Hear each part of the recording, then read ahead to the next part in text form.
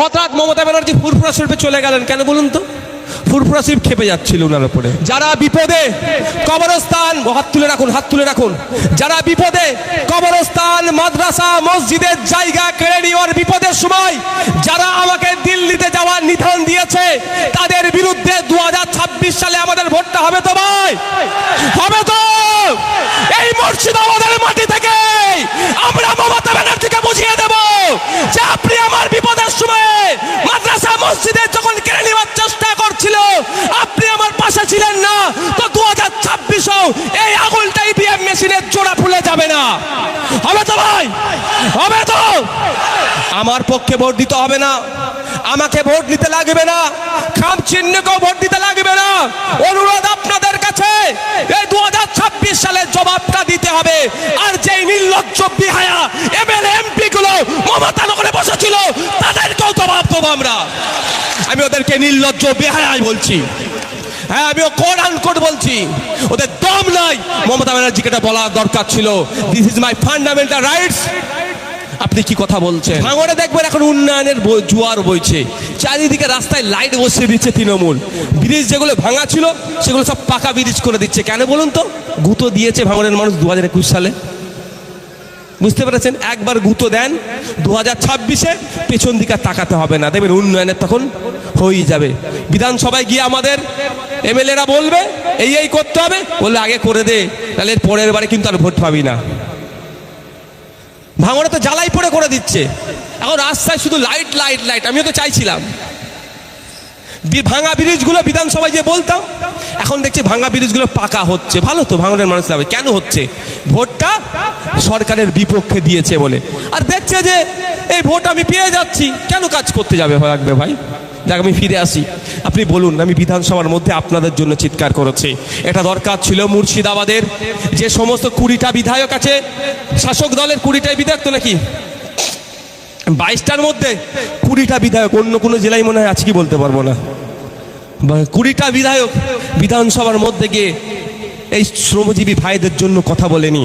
বলা দরকার ছিল যে আমাদের রাজ্যের শ্রমিক উত্তরপ্রদেশে গিয়ে আক্রান্ত কেন হবে, আমাদের রাজ্যের শ্রমিক আসামে গিয়ে আক্রান্ত কেন হবে, আমাদের রাজ্যের শ্রমিক মহারাষ্ট্রে গিয়ে কেন আক্রান্ত হবে, আমাদের রাজ্যের শ্রমিক, আমাদের মুর্শিদাবাদের শ্রমিক বিহারে গিয়ে কেন আক্রান্ত হবে? যদি বিহারে গিয়ে আমার রাজ্যের শ্রমিক আক্রান্ত হয়, আমার রাজ্য সরকার বিহারের রাজ্য সরকারকে ফোন করে বলবে যে ওই আক্রমণ বন্ধ করো, আর যারা আক্রমণ করেছে তাদেরকে ধরে জেলে ভরাও, না হলে বিহার থেকে প্রায় 10 থেকে 20 লক্ষ শ্রমিক আমাদের পশ্চিম বাংলায় আছে, তাদেরকে কিন্তু পুশব্যাক করব। তাহলে অত্যাচার বন্ধ হতো না? বিহার পুলিশ তৎপরতা দেখাতো না? তাহলে বিহার পুলিশ আমার রাজ্যের নাগরিককে তুলে নিয়ে গিয়ে বাংলাদেশি বলে ডিস্টার্ব করতো?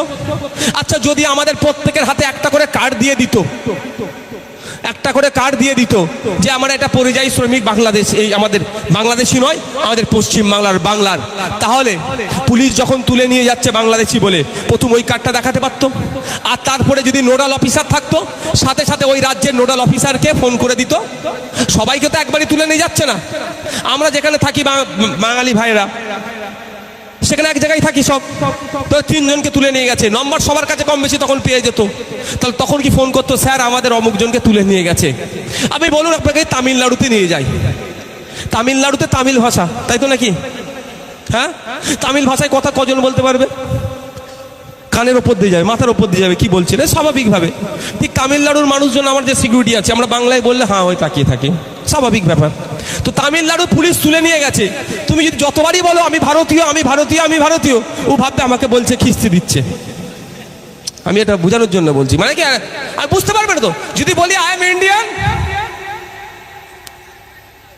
I have lot of evidence, বার করে যেমন একটার পরে this is my voter card and this is my Aadhaar card and this is my PAN card, তাহলে একটু ভাই বলবে না ঠিক আছে, এর সাথে বসে কথা বলবে।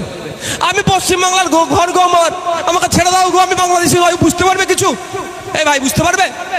বলবে এই আমাকে খুব তাহলে গাল দিচ্ছে ধরেছি বলে, বেশি বেশি সেকশন দে। তাহলে এই সমস্যার সমাধান কি হবে? যদি ওই রাজ্যে আমাদের পশ্চিমবাংলা সরকার একটা অফিসার রেখে দিত, যখনই ধরতো সেই অফিসারকে ফোন করলে সে অফিসার কোন থানা কোন এসপি সঙ্গে সঙ্গে তার সাথে কন্ট্যাক্ট করে সেটাকে ছেলেটিকে তাড়াতাড়ি ছাড়িয়ে নিয়ে চলে আসতো, তাই তো ভাই? তাহলে রাজ্য সরকার করছে কি? করেনি কেন? আপনাদেরকে মানুষ ভাবে না, আপনাকে ভোটার ভাবে। যদি আপনাদেরকে মানুষ ভাবতো, অনেক আগেই 3 বছর আগে যে প্রস্তাব দিয়েছি, জনগণের স্বার্থে, মুর্শিদাবাদের নাগরিকের স্বার্থে, শ্রমিকদের স্বার্থে রাজ্য সরকার এই ব্যবস্থাটা নিত। আমি আপনাকে এখানে দাঁড়িয়ে চ্যালেঞ্জ করে যাচ্ছি, 2026 সালে মুর্শিদাবাদের 22টা সিট আছে, ওই 22টা সিটে রাজ্য সরকারকে হারান। আমি আপনাদের কথা দিচ্ছি, যেই সরকারই আসুক না কেন করতে বাধ্য হবে শ্রমিকদের জন্য। আমি যে প্রস্তাবটা এখানে দিয়ে গেলাম, প্রতিটা রাজ্যে একটা করে অফিসার আপনারা পাবেন, আমি কথা দিয়ে গেলাম আপনাদের। তো ভোটে আপনাকে হারাতে হবে। তো ফ্রি পক্কায় যদি ভোট পেয়ে যায়, আপনাকে তেল লাগাবে? হঠাৎ মমতা ব্যানার্জি ফুরফুরা শরীফে চলে গেলেন কেন বলুন তো? ফুরফুরা শরীফ খেপে যাচ্ছিল ওনার উপরে। অনেকদিন আসেনি, হ্যান আসেনি, তেন আসেনি। সেই 2016-17 দিকে গিয়েছিল, দেখছি যে হাত ছাড়া। ভোটটা হচ্ছে বড় জিনিস ভাই, ভোট বড় জিনিস। ভোটের সময় দেখবেন নেতা আপনার পা টিপে দেবে দরকার লাগলে। এই ভোটটা বলে, কাকা জ্যাঠা ভোটটা দাও না, বলে পাটা একটু টিপে দে, বলে 2বার টিপে দেবো আমি পা। ভোট আমার লাগবে, ভোট বড় বেলা। আপনি যদি ভোটে যদি ওদেরকে একবার দুর্বল করতে পারেন, তখন দেখবেন আপনার হয়ে কথা বলবে।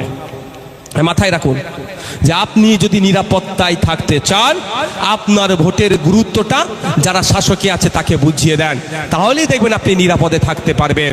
আর অন্যথায় আপনি কাজে যাচ্ছেন, ওই লাশ হয়ে তো অহরহ বাড়ি ফিরছে।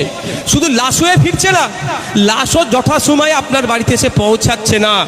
এই আমাদের এতে পুরুলিয়াতে প্রায় 2 থেকে 3 জন অর্থের অভাবে লাশ নিয়ে আসতে পারলো না।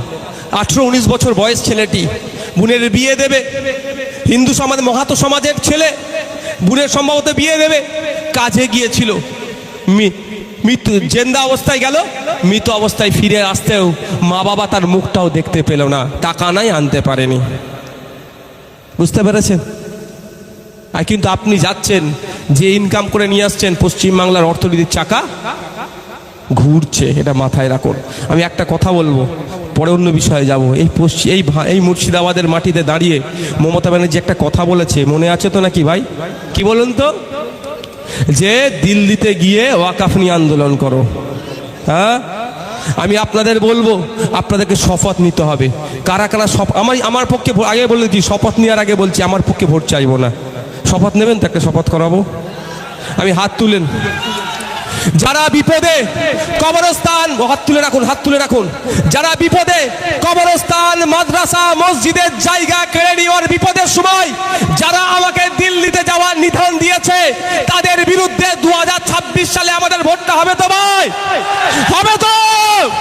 এই মুর্শিদাবাদের মাটি থেকে আমরা মমতা ব্যানার্জিকে বুঝিয়ে দেব যে আপনি আমার বিপদের সময়ে মাদ্রাসা মসজিদের যখন কেড়ে নেওয়ার চেষ্টা করছিল, আপনি আমার পাশে ছিলেন না। তো 2026-ও এই আঙুলটা ইভিএম মেশিনের জোড়া ফুলে যাবে না। হবে তো ভাই?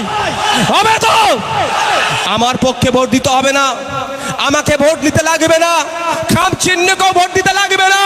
অনুরোধ আপনাদের কাছে, এই 2026 সালের জবাবটা দিতে হবে। আর যেই নির্লজ্জ বিহায়া এমএলএ এমপি গুলো মমতা নগরে বসেছিল, তাদেরকেও জবাব দেবো আমরা। আমি ওদেরকে নির্লজ্জ বিহায়াই বলছি। হ্যাঁ, আমিও কোট আনকোট বলছি, ওদের দম নাই। মমতা ব্যানার্জিকে এটা বলার দরকার ছিল, this is my fundamental rights. আপনি কি কথা বলছেন? আমি প্রোটেস্ট করব, এটা আমার সাংবিধানিক অধিকার, মৌলিক অধিকার, আমার ধর্মীয় স্বাধীনতা। আর আপনি আমাকে আটকাচ্ছেন। আমি ওয়াকাফ নিয়ে কেন বিরোধিতা করতে হবে যদি সময় পাই বলবো, কিন্তু এটা মাথায় থাকবে তো যখন ভোট দিতে যাবেন। এই ভাই, আমি বারবার বলছি, দেখুন আমার কনসেন্ট্রেট ব্রেক হলে আমি, আরে বসতে অসুবিধা কি হচ্ছে বলো তো? চট দিয়ে আছে, ওখানে বসো না ভাই।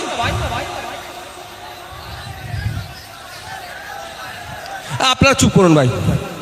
ভাই যারা আছে একটু বসে পেছনে রলোকে ভাই। আমার আর কতক্ষণ বকবো? কটা বাজে? একটু আর এনার্জি লস হচ্ছে না তো কারো ভাই রোদেতে?